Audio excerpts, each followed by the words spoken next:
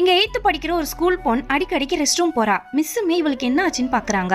அடுத்த தடவை rest room போகும்போது இவளுமே மயங்கி கீழே விழுந்துடுறா. இப்ப அங்க இருக்க டாக்டர் கிட்ட கூட்டு போய் செக் பண்ணும்போது தான் இந்த பொண்ணு பிரெக்னெண்டா இருக்கான்னு தெரிய வருது. இந்த பொண்ணு கிட்ட விசாரிச்சாலுமே எதுவுமே சொல்லாம அழ ஆரம்பிச்சிடுறா.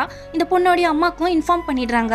இந்த விஷயத்த கேள்விப்பட்ட அம்மாக்குமே பயங்கர அதிர்ச்சியா இருக்கு. இப்ப பொண்ணியும் நீ எல்லாம் உயிரோட இருக்கிறதுக்கு எங்கன்னா போய் செத்து தொலை அப்படின்னு திட்டுறாங்க.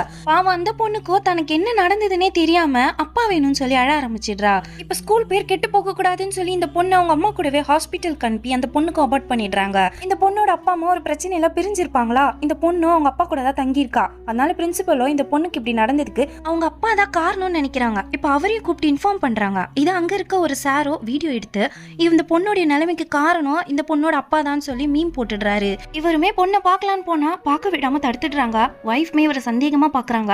என்ன அப்படி தயவு செஞ்சு பார்க்காத, என் மேல எந்த தப்புமே இல்லைன்னு சொல்லி அவருமே பயங்கரமா அழ ஆரம்பிச்சிடுறாரு. இந்த பொண்ணோட அப்பாவையும் இப்ப போலீஸ் வந்து அரெஸ்ட் பண்ணிட்டு போயிடுறாங்க. அவரை பயங்கரமா அடிக்கவும் செய்வாங்க.